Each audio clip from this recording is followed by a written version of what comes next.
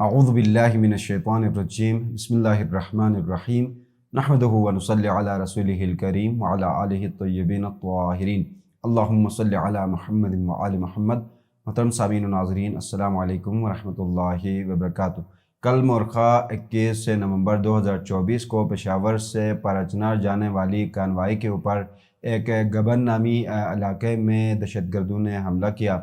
جس کے نتیجے میں تقریباً 106 سے زائد مومنین و مومنات شہید ہوئے ہیں اور سینکڑوں زخمی ہوئے ہیں۔ اور سب سے دردناک پہلو اس سانحے کا یہ ہے کہ اس کے اندر تقریباً 11 بچے بھی شہید ہوئے ہیں جن کی عمر 13 سال سے کم تھی، اور سب سے چھوٹی عمر کا جو بچہ تھا وہ 6 ماہ کا تھا، اور ساتھ ساتھ 17 خواتین بھی اس حملے میں شہید ہوئی ہیں۔ اور اس سے بھی زیادہ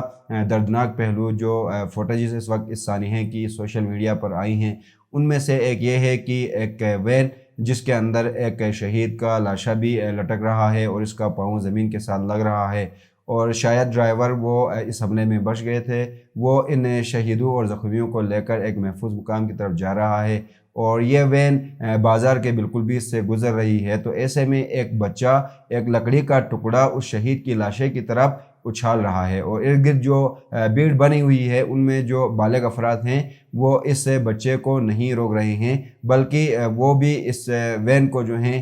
دیکھ رہے ہوتے ہیں۔ تو یہ ایک بہت بڑا سانحہ ہے، اور پاکستانی معاشرے کی اور پاکستانی مسلمانوں کی جو ذہنیت ہے اس کی عکاسی یہ سانحہ کر رہا ہے کہ پاکستان کے اندر یہ حالات کیوں پیدا ہوئے، کیسے پیدا ہوئے، یہ سانحات کیوں ہو رہے ہیں، اور پارچنار کے اندر یہ حالات کیوں خراب ہو رہے ہیں۔ اس کے کچھ وجوہات ہیں، اس کے پیچھے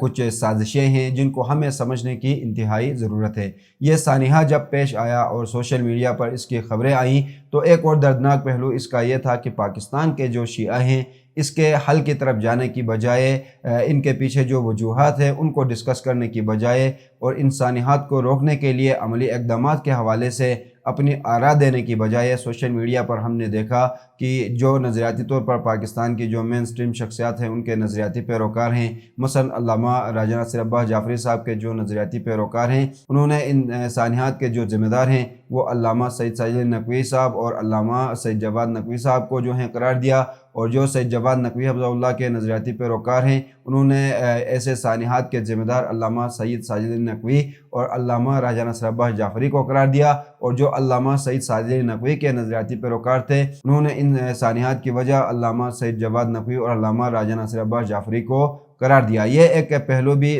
دردناک تھا جو سوشل میڈیا پر ہمیں نظر آیا۔ تو پاکستان کے اندر یہ سانحات کیوں ہوتے ہیں، ان کی اصل وجوہات کیا ہے، ان کا راہ حل کیا ہے، اس کا مستقل راہ حل کیا ہے اور اس کا عارضی راہ حل کیا ہے، اس کو جو ہے ڈسکس کرنے کی سوشل میڈیا کے اوپر ضرورت تھی۔ لیکن اس دوران بھی اتحاد بین المومنین سوشل میڈیا پر نظر آنے کی بجائے خود مومنین کے درمیان بھی تفرقہ ہمیں نظر آیا۔ یہ بھی ایک افسوسناک پہلو ہے اس سانحے کے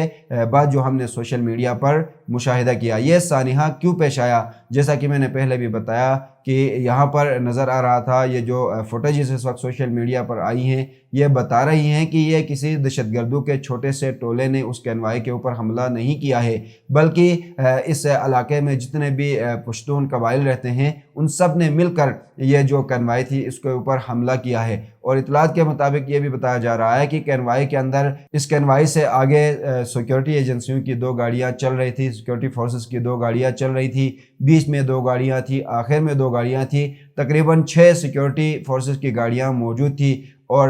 اس دوران حملہ ہوتا ہے۔ اور اطلاعات کے مطابق اس کے اندر جو سیکیورٹی کے افراد موجود تھے انہوں نے کوئی جوابی کارروائی نہیں کی، بلکہ وہ سائڈ پہ ہو کر کھڑے رہے اور یہ شہادتیں وقوع پذیر ہوئیں۔ اور اگر وہاں پر سیکیورٹی کے جو افراد تھے انہوں نے کوشش کی بھی، اور اگر ان میں سے کچھ شہید اور زخمی ہوئے ہیں بھی، تو یہ تو بات ثابت ہو گئی کہ سیکیورٹی جو فورسز تھی وہ ان کینوائی میں چلنے والے مومنین و مومنات کی حفاظت وہ نہیں کر سکے۔ تو ہمیں یہاں پر سوچنے کی ضرورت ہے کہ یہ جو سانحات ہو رہے ہیں، پارچنار کے حالات خراب ہیں، گلگت بلتستان کے اندر حالات خراب ہوتے ہیں، یہاں پر شہادتیں ہوتی ہیں، ان کی اصل وجہ کیا ہے؟ اگر ہم حقیقت میں دیکھیں تو یہ 80 کی دہائی سے یہ سلسلہ پاکستان کے اندر شروع ہوا، جب پاکستان کے اوپر ضیاء الحق کی حکومت تھی، اور ایسے میں امریکہ روس کو افغانستان سے نکالنا چاہتا تھا، اور سعودی عرب ان کا معاون تھا۔ سعودی عرب، امریکہ اور پاکستان کی جو ایجنسیاں تھیں انہوں نے مل کر پاکستان کے اندر ایسے مدارس قائم کیے، ایسے مولویوں کی تربیت کی جنہوں نے مجاہدین تیار کیے، اور یہ مجاہدین نہ فقط روس کے خلاف استعمال ہوئے بلکہ بعد میں یہ پاکستان کے اندر جو شیعہ رہتے تھے ان کے خلاف بھی انہوں نے باقاعدہ فتوے جاری کیے، اور پاکستان کے دور دراز علاقوں میں، خیبر پختونخوا کے علاقوں میں، گلگت بلتستان کے علاقوں میں، پاکستان بھر میں، پنجاب میں ایسے مدارس جو ہیں قائم ہوئے جہاں پر تشیع کے خلاف باقاعدہ ذہن سازی کی گئی، اور جس کی وجہ سے آج یہ جو بچہ اس وقت لکڑی پھینک رہا تھا اس وین کے اوپر، یہ ذہنیت بتا رہی ہے کہ آج بھی یہ سلسلہ جاری ہے، اور پاکستان کے اندر یہ جو تفرقہ بازی کا دین اس وقت تبلیغ ہو رہا ہے، یہ پاکستان میں اس طرح کے سانحات کی اصل وجہ ہے۔ تو اس کا راہ حل کیا ہے کہ جس طرح سے استاد محترم سید جواد نقوی حفظہ اللہ کافی عرصے سے پاکستان کے اندر وحدت امت کے حوالے سے کام کرتے ہیں، اہل سنت کے جو علماء ہیں ان کو لا کر ان کو تشیع کا اصل چہرہ دکھا رہے ہیں، اہل سنت عوام کے سامنے جا کر ان کو جو ہے تشیع کا اصل چہرہ دکھا رہے ہیں، اور یہ جو تفرقہ باز مولوی ہیں، یہ جو تفرقہ باز مبلغ ہیں، ان کے جو جھوٹے تشیع سے متعلق عقائد وہ پھیلا رہے ہیں، ان سے متعلق ان کو اہل سنت کو آگاہ کر رہے ہیں۔ تو مستقل حل پاکستان کے اندر یہ ہے کہ جس طرح سے تفرقہ بازی کا بیج پاکستان کے اندر بویا گیا تھا، جو تناور درخت بن گیا ہے، اور آج پاکستان کے اندر اس طرح کے سانحات ہو رہے ہیں، تو اس کے خاتمے کے لیے پاکستان کے جو شیعہ و سنی، جو حسینی شیعہ و حسینی سنی ہیں، اور جن علاقوں میں یہ ذہنیت پھیلائی گئی ہے وہاں پر جائیں، وہاں پر اتحاد امت کے حوالے سے پروگرامات منعقد کریں، شیعہ سنی کو ایک جگہ پر بٹھائیں اور ان کو یہ بتائیں کہ دین اسلام جو ہے تفرقہ بازی سے منع کرتا ہے۔ قرآنی حکم یہ ہے کہ شیعہ ہو یا سنی ہو، مسلمانوں کے جتنے فرقے ہیں یہ ایک جان کی طرح ہیں، یہ ایک دوسرے کو قتل نہیں کر سکتے، یہ ایک حرام کام ہے۔ اگر یہ سلسلہ پاکستان کے اندر جس طرح سے سید جواد نقوی حفظہ اللہ نے شروع کیا ہے، باقی جو دیگر ہمارے علماء ہیں وہ بھی یہ کام کرتے ہیں، اور پاکستان کے اندر یہ جو ذہنیت بنائی گئی ہے کہ شیعہ سنی کا قتل کرتا ہے اور سنی شیعہ کا قتل کرتا ہے، اور اس کے ذریعے سے جنت حاصل کرنے کی جو ذہنیت بنائی گئی ہے، اس کو مستقلاً ختم کرنے کی پاکستان میں ضرورت ہے۔ اور دوسرا جو عارضی حل ہے کہ پارا چنار کے مومنین کا محاصرہ کیا گیا ہے، ان کے لیے راستے جو ہیں خطرناک بنائے گئے ہیں، گلگت بلتستان کے مومنین کے لیے راستے خطرناک بنائے گئے ہیں، تو اس کا عارضی حل یہ ہے کہ پاکستان کی یہ جو چیدہ مذہبی شخصیات ہیں، دینی شخصیات ہیں، یہ پہلے آپس میں مل بیٹھیں، اور جس طرح سے ماضی میں پاکستانی شیعہ نے اسلام آباد میں طاقت کا مظاہرہ کیا تھا اور پاکستانی حکومت کو گھٹنے ٹیکنے پر مجبور کیے تھے، اب بھی یہ شیعہ چیدہ شخصیات آپس میں مل بیٹھیں، پاکستانی تشیع